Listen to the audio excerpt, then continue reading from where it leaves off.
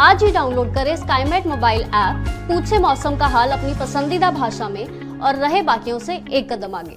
नमस्ते दोस्तों, आप सभी का बहुत बहुत स्वागत है स्काईमेट वेदर के वेदर बुलेटिन में। आज 20 जून हो चुकी है और जैसा हमने बताया था कि 19 तारीख से ही पंजाब, हरियाणा और दिल्ली के साथ साथ उत्तरी राजस्थान में वेदर एक्टिविटी शुरू हो जाएगी। तो आपने देखा होगा कि कल रात को दिल्ली में कई स्थानों पर आंधी आई थी, बादल छाए हुए हैं, तापमान थोड़े से गिर गए हैं, थोड़ी सी राहत मिली है। और उसी तरह से जो शाम के समय ही हमने देखा था कि शाम और रात के समय जो गुरदासपुर है वहाँ आंधी आई थी, तेज हवाएं चली थी। अमृतसर है और पठानकोट है, आपका लुधियाना, पटियाला और जालंधर, इन सारे इलाकों में कुछ न कुछ वेदर एक्टिविटी देखने को मिली थी। उसी तरह से कुरुक्षेत्र, करनाल, पानीपत, ये सारे इलाके जो थे, जिंद वगैरह, यहाँ पर भी हरियाणा में कुछ न कुछ वेदर एक्टिविटी दिखाई दी थी हमें। ये काफी मतलब एक तरह से कह सकते हैं कि राहत वाली खबर थी। और अभी हमने देखा कि जो श्री गंगानगर है, हनुमानगढ़ है, यहाँ पर भी वेदर एक्टिविटी देखने को मिली है। हरियाणा के सिरसा वगैरह में भी बारिश हुई है। हालांकि बहुत हैवी रेनफॉल कहीं पर नहीं दिखाई दिया, लेकिन उसके बावजूद हमने देखा कि बारिश की गतिविधियां हुई हैं, आंधी चली है और जिससे काफी ज्यादा राहत देखने को मिल चुकी है। तो जो वेस्टर्न डिस्टर्बेंस है वो अभी पहाड़ों पर है और उसके प्रभाव से अगले 2 दिनों के दौरान हमें लग रहा है कि जो पहाड़ हैं वहां पर अच्छी बारिश होगी। खास करके उत्तराखंड की बात करें तो उत्तराखंड में कल बहुत अच्छा मतलब वेदर एक्टिविटी हुई थी। एक तरह से कह सकते हैं कि देहरादून वगैरह में मूसलाधार बारिश थी, कई इलाकों में बारिश की गतिविधियां देखने को मिली। हिमाचल प्रदेश में भी धर्मशाला वगैरह में बारिश हुई और 1-2 स्थानों पर ओलावृष्टि भी हुई। धर्मशाला के जो योल कैंट है वहां का वीडियो हमने देखा, उधर पर ओले भी गिरे, हल्के गिरे, लेकिन हाँ। तो इस तरह का ये जो मौसम है अब अगले आज भी यानी 20 तारीख को भी रह सकता है। 21 तारीख को चांसेस थोड़े से कम है, लेकिन उसके बाद क्या होगा कि धीरे धीरे जो है वो फिर से टेम्परेचर बढ़ना शुरू हो जाएंगे। उसके बारे में बात करेंगे कि मानसून कब यहाँ पर पहुंचेगा। तो एक साइक्लोनिक सर्कुलेशन अभी भी नॉर्थ ईस्ट अरेबियन सी में बना हुआ है और यहाँ पे क्या है कि एक तरफ बनने वाली है, ऑलमोस्ट कह सकते हैं बन चुकी है, जो साउथ महाराष्ट्र से केरल तक बन रही है। तो केरल वगैरह में और कर्नाटक में भारी से अति भारी बारिश होने की संभावना है। और ये साइक्लोनिक सर्कुलेशन यहाँ आप देख सकते हैं। और एक साइक्लोनिक सर्कुलेशन जो उत्तर पूर्वी असम पे बना हुआ है, उसका प्रभाव लगातार दिखाई दे रहा है। तो आज और कल भी असम और मेघालय में और अरुणाचल प्रदेश में भारी से अति भारी बारिश होगी। वहां पर बाढ़ की स्थिति बहुत ज्यादा गंभीर हो गई है। 1.5 लाख से ज्यादा लोग अफेक्टेड हैं और कई लोगों की जान चली गई है। हर साल का ये प्रॉब्लम है जो असम में जब भी हैवी रेन होती है तो बाढ़ आती है। तो उसके बारे में आप डिस्कस करेंगे। तो टेम्परेचर जो है अब थोड़ा सा गिरना शुरू हुए हैं। अब देखिए ये हीट वेव जो है बस इसी इलाके में थोड़ी सी रह गई है। और अगर कल के टेम्परेचर देखें तो औरई में 46.4 था, अलीगढ़ में 45 था, यानी कि 47 से नीचे आ गए। अमृतसर में 45, लखनऊ में, अब अमृतसर वगैरह में क्योंकि बारिश हो गई है तो थोड़ा सा टेम्परेचर गिर जाएंगे। तो ये जो हमीरपुर है, कानपुर, खेड़ी, ये सारे इलाके 45 के आसपास बने हुए हैं। बहराइच वगैरह, रोहतक, फुर्सतगंज, गंगानगर, न्यू दिल्ली, पालम 44.7 है। तो इस तरह से ये टेम्परेचर सफदरजंग में भी 44 डिग्री के आसपास पहुंच गया है। और सबसे बड़ी बात यह है कि कल जो सुबह का टेम्परेचर था 19 तारीख को, वो 35.2 डिग्री था, ये मिनिमम टेम्परेचर दिल्ली का। और आप समझ सकते हैं कि जो दिल्ली में अगर 35.2 टेम्परेचर होता है, अगर मिनिमम टेम्परेचर, कितनी ज्यादा गर्मी होगी। वार्म नाइट कंडीशन हो गई थी। अब वार्म नाइट कंडीशन का मतलब होता है कि जब मैक्सिमम टेम्परेचर 40 डिग्री हो या उससे ज्यादा हो और जो मिनिमम टेम्परेचर का डिपार्चर है यानी कि सामान्य से 4.5 डिग्री से 6 डिग्री तक ज्यादा हो तो उसको वार्म नाइट कहते हैं। और उसके बाद अगर और ज्यादा डिपार्चर है तो वेरी वार्म नाइट है। तो वेरी वार्म नाइट दिल्ली में देखने को मिली और ये अभी तक का 1969 के बाद का सबसे ज्यादा मतलब एक तरह से टेम्परेचर था, मिनिमम टेम्परेचर। तो ये हमने देखा। अब हम देखेंगे कि 19 तारीख तक, 1 से 19 तारीख तक जो मानसून है वो 18% कम है। पहले 20% कम था, फिर थोड़ा सा थोड़ी बारिश हुई है तो 18 आ गया। अब जो बारिश की गतिविधियां बढ़ेंगी, अब धीरे धीरे फिर से इसका जो ग्राफ है वो सुधरता जाएगा, जो डेफिशिएंसी है वो कम होती जाएगी। अब अच्छी खबर यह है कि आगे के ये जो 10 दिन बचे हैं उसमें मानसून बहुत तेजी से प्रगति करेगा और लगभग पूरे भारत को कवर कर जाएगा। हो सकता है कि जुलाई का पहला सप्ताह लग जाए जैसे कि होता है, पर उम्मीद यही है कि ये राजस्थान के पूरे भागों के साथ साथ सौराष्ट्र कच्छ को भी कवर कर जाएगा। ये काफी मतलब एक एनकरेजिंग एक तरह से हम कह सकते हैं कि सिनारियो बन रहा है। ये 20 तारीख के सुबह के बादल हैं। आप देखिए पूरे गंगा के मैदानी क्षेत्रों में बादल छाए हुए हैं और यहाँ पर ये पूर्वोत्तर राज्यों में सिक्किम, भूटान और ये पश्चिमी जो असम है, मेघालय है, बांग्लादेश, पश्चिम बंगाल, इन इलाकों में घने बादल हैं। और ये बंगाल की खाड़ी में भी काफी अच्छे बादल छाए हुए हैं। और ये अब जो है मुंबई और उसके आसपास भी बादल है। मुंबई में बारिश हुई थी, अब बारिश की गतिविधियां धीरे धीरे बढ़ने वाली हैं। तो अगर हम पंजाब से शुरू करें इसको, वैसे पंजाब से नहीं करते, मेरे ख्याल से हमें करना चाहिए ये पूर्वोत्तर राज्यों से शुरू करते हैं कि वहां पर सबसे ज्यादा बारिश है। तो अब क्या है कि ये साइक्लोनिक सर्कुलेशन है और यहाँ से ये हवाएं लगातार आ रही हैं। आपने देखा है ये जो मतलब कई दिनों से चल रही है और ये मानसून की हवाएं हैं जो इस तरह से आती हैं। और 31 तारीख तक मानसून पहुंच गया था सिक्किम में, अब ये धीरे धीरे आगे बढ़ेगा। आज हो सकता है कि थोड़ा सा प्रोग्रेस कर जाए और हो सकता है कि आज नहीं तो कल ये बिहार और झारखंड और पश्चिम बंगाल के कुछ इलाकों को कवर कर जाएगा, ऐसा लग रहा है, क्योंकि बारिश की गतिविधियां अब शुरू होने वाली है जो काफी दिन से रुका हुआ था। तो ये पूर्वोत्तर राज्यों में यहाँ से जब ये टर्न हो रही है हवाएं, तो इसी इलाके में ये जो है बारिश काफी ज्यादा हैवी हो रही है। तो ये अगले 2 दिनों तक जारी रहेगी और उससे क्या होगा कि जो बाढ़ की स्थितियां और ज्यादा गंभीर हो सकती है असम के ऊपर। मेघालय में भी भारी बारिश है, अरुणाचल प्रदेश में भारी से अति भारी बारिश है, सिक्किम और उप हिमालय पश्चिम बंगाल में भी ज्यादा बारिश की गतिविधियां दिखाई देंगी और नागालैंड तक बारिश है। और ये मणिपुर, मिजोरम, त्रिपुरा में हल्की से मध्यम बारिश की गतिविधियां जारी रहेंगी। यानी कि यहाँ पर अब बाढ़ की स्थिति तो खतरनाक हो ही जाएगी, लेकिन अब ये मानसून धीरे धीरे आगे बढ़ना शुरू करेगा और ऐसा लग रहा है कि ये काफी तेजी से अब रफ्तार पकड़ने वाला है। तो बिहार में हम कह सकते हैं कि आज से बारिश की गतिविधियां शुरू हो रही हैं कई इलाकों में और 22 तारीख तक हमें उम्मीद है कि बिहार, झारखंड और पश्चिम बंगाल पूरा मानसून से कवर हो जाएगा और उड़ीसा और छत्तीसगढ़ के कुछ भागों में भी मानसून आगे बढ़ जाएगा जो काफी दिन से रुका हुआ था। लेकिन जो दक्षिणी इलाके हैं, यानी कि ये जो नवसारी के आसपास और ये अमरावती के आसपास जो विदर्भ में रुका हुआ है मानसून, इसको अभी समय लगेगा। यहाँ पर भी मानसून अब आगे बढ़ने की कगार पर दिखाई दे रहा है। अगर हम ये स्काईमेट का है, ये 20 तारीख, 21 तारीख, या ये वेदर देखिए आप, ये ये वाला जो डार्क है ये ज्यादा हैवी रेन है।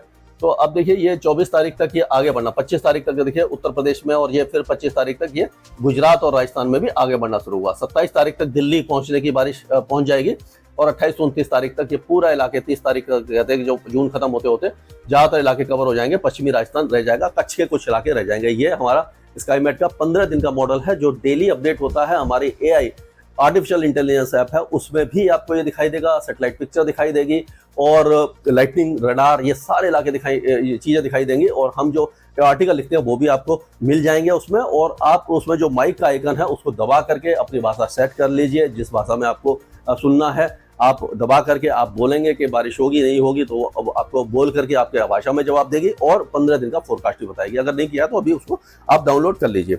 और ये जो मॉडल है हमारा, अगर हम देखें तो ये है आपका जो मौसम विभाग का मॉडल है। इसमें भी आप देखिए कि आज जो बारिश की गतिविधियां हैं ये 20 तारीख को ये पंजाब में, उत्तरी राजस्थान में, दिल्ली, पश्चिमी उत्तर प्रदेश या उत्तर प्रदेश के कई इलाकों में काफी ज्यादा है और मध्य प्रदेश में भारी बारिश की संभावना दिखाई दे रही है। पश्चिमी तट पर भी आप देखिए कर्नाटक और महाराष्ट्र में दिखाई दे रही है, लेकिन मुंबई में थोड़ा सा लाइट टू मॉडरेट रेन होगी। धीरे धीरे मुंबई वगैरह में भी बारिश की गतिविधियां बढ़ने वाली है और आप देखिए ये केरल वगैरह में काफी हैवी रेन के चांसेस दिखाई दे रहे हैं 23 तारीख के आसपास।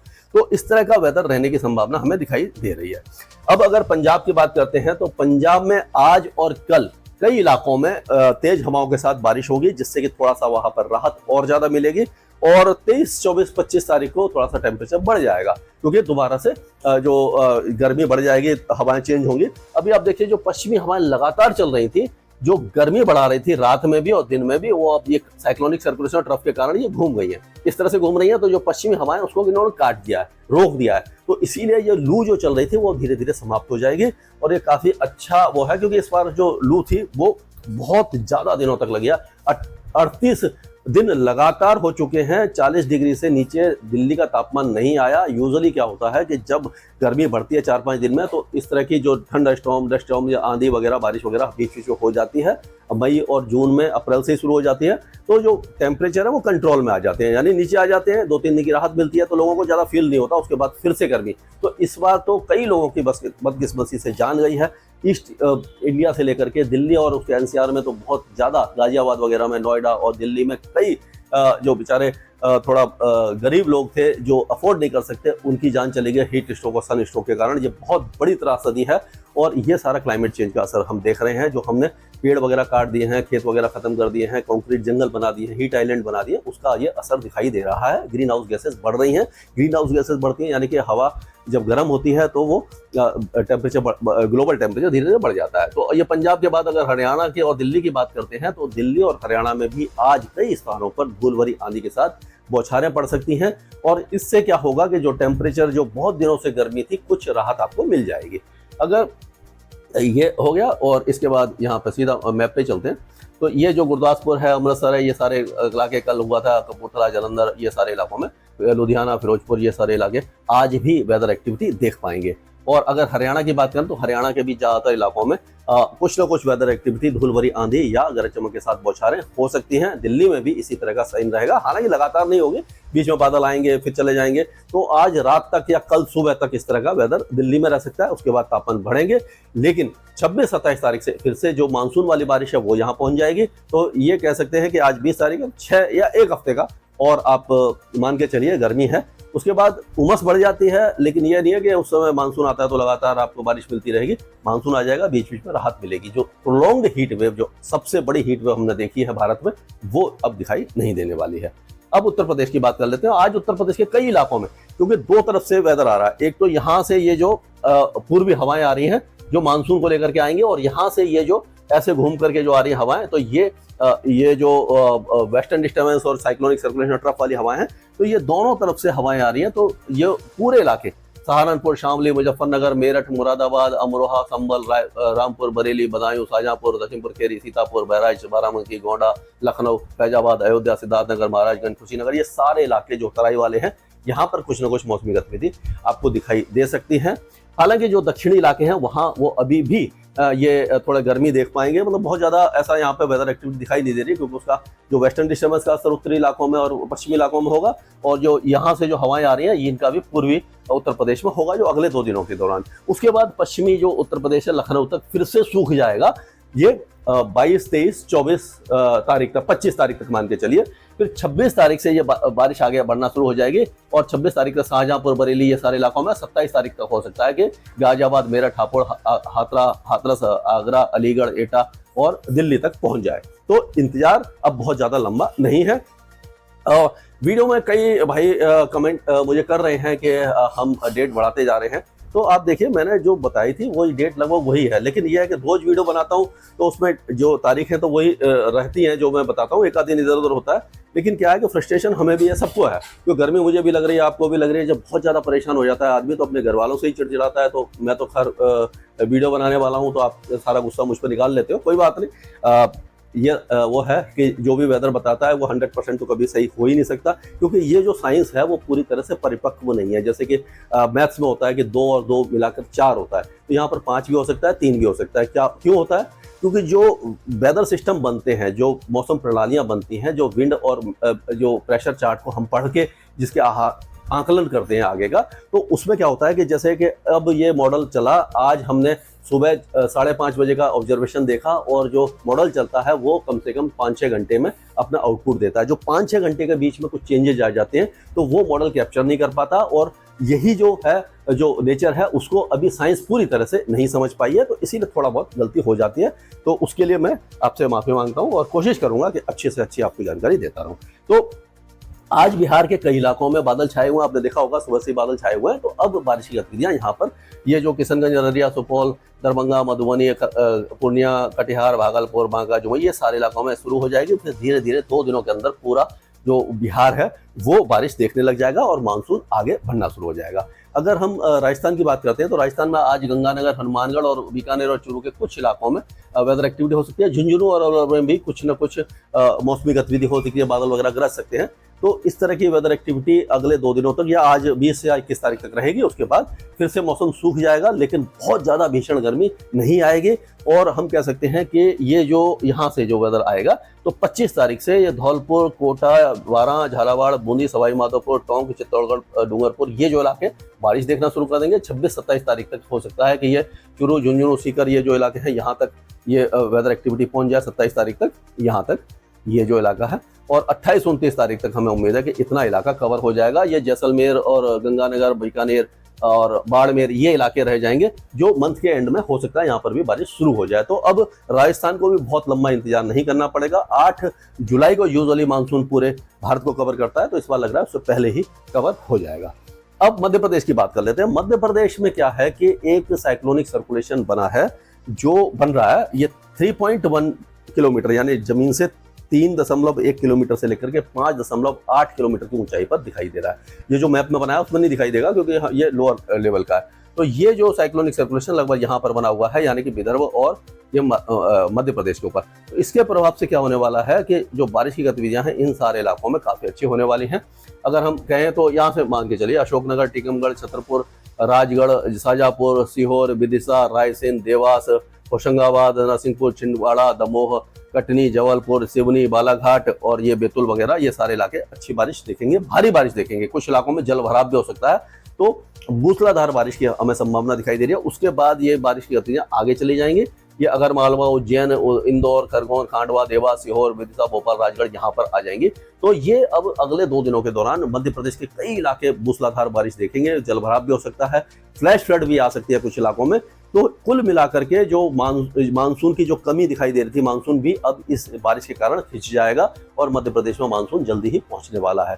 तो मध्य प्रदेश के लिए अच्छी खबर है। उसके बाद लगातार बारिश जारी रहेगी और धीरे धीरे जैसे मालूम है कि राजस्थान और गुजरात की तरफ जाएगी, तो उसका असर आपको मध्य प्रदेश में दिखाई देता रहेगा। अब छत्तीसगढ़ की बात करते हैं तो छत्तीसगढ़ में बादल छाए हुए हैं। अब कोरिया, सूरजपुर, बलरामपुर से लेकर के दुर्ग, राजनांदगांव, रायपुर, रायगढ़ वगैरह से लेकर के सुकमा, दांतेवाड़ा, सभी जगह पर बारिश की गतिविधियां शुरू हो जाएंगी।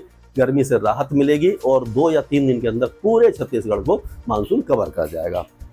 अब झारखंड की बात करते हैं तो झारखंड के पूर्वी भागों में बारिश शुरू हो गई है। कुछ इलाकों में, उत्तरी इलाकों में भी हल्की फुल्की बारिश हो रही है। तो अब बारिश की गतिविधियां धीरे धीरे बढ़ेंगी। हालांकि मूसलाधार बारिश अभी नहीं है, लेकिन हाँ, ये छत्तीसगढ़ के ज्यादातर इलाके 22-23 तारीख तक पूरा छत्तीसगढ़, माफ कीजिएगा, झारखंड कवर हो जाएगा और यहाँ पर अच्छी बारिश होगी। अब जो रुका हुआ था मलकानगिरी के आसपास मानसून, जो इसमें उड़ीसा में, तो अब उड़ीसा भी अच्छी बारिश देखेगा और उड़ीसा में भी 22 तारीख या 23 तारीख तक पूरा उड़ीसा कवर हो जाएगा। उसके बाद मानसून की गतिविधियां होती रहेंगी, कम ज्यादा होती रहेंगी, लेकिन हाँ, जो भीषण गर्मी का प्रकोप हट जाएगा।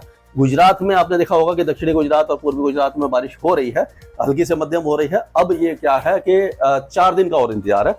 25 या 26 तारीख से आपको मालूम है कि तब तक तो यहाँ पर बारिश होती रहेगी, लेकिन फिर क्या है कि यहाँ से मानसून आगे बढ़ना शुरू करेगा और 26-27 तारीख तक ऐसा लग रहा है कि ये जो मानसून है यहाँ पर, ये 26 से 27 तारीख तक ये बनासकांठा के कुछ इलाके, पालमपुर, साबरकांठा, महेसाना, गांधीनगर, अहमदाबाद, सुरेंद्रनगर, बटोड़, अमरेली, भावनगर, ये सारे इलाके कवर हो जाएंगे। और 29 तारीख तक ऐसा लग रहा है कि 29 या 30 तारीख तक मानसून यहाँ पर पहुंच जाएगा। रन ऑफ कच्छ को छोड़कर के बाकी इलाकों को कवर कर जाएगा। और तो यानी कि गुजरात का इंतजार भी अब खत्म होने वाला है। हालांकि हाँ, यहाँ पर डिले काफी ज्यादा हो गया है, काफी लंबा इंतजार करना पड़ा है। अब महाराष्ट्र की बात करते हैं तो विदर्भ में नागपुर, भंडारा, गोंडिया, चंद्रपुर, गढ़चिरौली, इस इलाके में तो अच्छी बारिश है, लेकिन ये अमरावती, अकोला, बुल्दाना, वासिम, ये सारे इलाके, ये अपना संभाजी नगर वगैरह, ये सारे इलाकों में थोड़ी सी अभी बारिश कम रहेगी। लेकिन मुंबई वगैरह अब बारिश धीरे धीरे बढ़ेगी और ये रायगढ़, रत्नागिरी, सिंधुदुर्ग, कोल्हापुर, ये जो इलाके हैं भारी बारिश देख सकते हैं, वह भी भारी बारिश की संभावना है। अब क्या है कि एक साइक्लोनिक सर्कुलेशन बनेगा, जो एक तो महाराष्ट्र के दक्षिणी तट पर बनेगा और दूसरा बना हुआ है आंध्र प्रदेश के तट पर। 2 साइक्लोनिक सर्कुलेशन जब भारत के दोनों तरफ बने हुए हैं, बीच में एक तरफ जाएगी, उससे क्या होगा अगर हम देखें तो इसको, अगर हम सीधा मैप पे चलते हैं, यहाँ पे क्या होगा कि एक तो साइक्लोनिक सर्कुलेशन, ये जो साइक्लोनिक सर्कुलेशन है ये नीचे आकर के इस जगह पर बन जाएगा। एक तो ट्रफ है यहाँ पे कोस्ट पे, और एक साइक्लोनिक सर्कुलेशन यहाँ पर रहेगा, एक यहाँ पर रहेगा, इनके बीच में एक ट्रफ आ जाएगी, एक ट्रफ ये है। तो इससे क्या होगा कि जो केरल है, कर्नाटक और ये जो इलाके हैं, यहाँ पर भारी से अति भारी बारिश की गतिविधियां होंगी। दक्षिणी गोवा तक जो ये 23 तारीख से शुरू होंगी, 23, 24, 25 तारीख को मूसलाधार बारिश होगी और धीरे धीरे बारिश की गतिविधियां जब ऊपर बढ़ेंगी तो ये 24-25 तारीख से हमें उम्मीद है कि मुंबई, ठाणे, दहानू, इन सारे इलाकों में भी मूसलाधार बारिश शुरू हो सकती है। तो ये काफी बड़ा डेवलपमेंट है। ये सारे इलाकों में बारिश की गतिविधियां इस तरह से आपको दिखाई दे सकती हैं। तो वहीं पे चलते हैं हम, ये महाराष्ट्र में तो ये बारिश होगी और 24-25 तारीख से अंदरूनी इलाकों में भी बारिश की गतिविधियां धीरे धीरे बढ़ना शुरू हो जाएंगी। अगर पश्चिम बंगाल की बात करें तो गंगे पश्चिम बंगाल में अब बारिश शुरू हो गई है। जो उत्तरी जिले हैं वहाँ भारी बारिश हो रही है। अब पूरे इलाके में मानसून दस्तक दे जाएगा। पूर्वोत्तर राज्यों में 2 दिनों के बाद बारिश में थोड़ी सी कमी आएगी। बाढ़ की स्थिति में 2 दिनों के बाद सुधार होना शुरू हो जाएगा। अब कर्नाटक की बात करते हैं तो कोस्टल कर्नाटका, गोवा से लेकर के कारवार, होनावार और ये बेलगावी, उडुपी, ये मैंगलोर वगैरह, यहाँ पर भारी से अति भारी 150-200 मिलीमीटर की बारिश 23-24 तारीख को हो सकती है। बाढ़ का खतरा है, जल भराव का खतरा है। अंदरूनी इलाकों में लाइट टू मॉडरेट रेन होगी, यानी कि ये कोस्टल एरिया सबसे ज़्यादा वो रहेंगे। और तेलंगाना में अब मानसून एक तरह से पूरे में पहुंच ही जाएगा और ये पूरे इलाके में बारिश की गतिविधियां हल्की से मध्यम जारी रहेंगी। अब यहाँ पर गर्मी दोबारा आपको परेशान नहीं करने वाली है। आंध्र प्रदेश के कोस्टल आंध्र प्रदेश में अच्छी बारिश है, रायलसीमा में हल्की से मध्यम बारिश की गतिविधियां दिखाई देंगी आपको।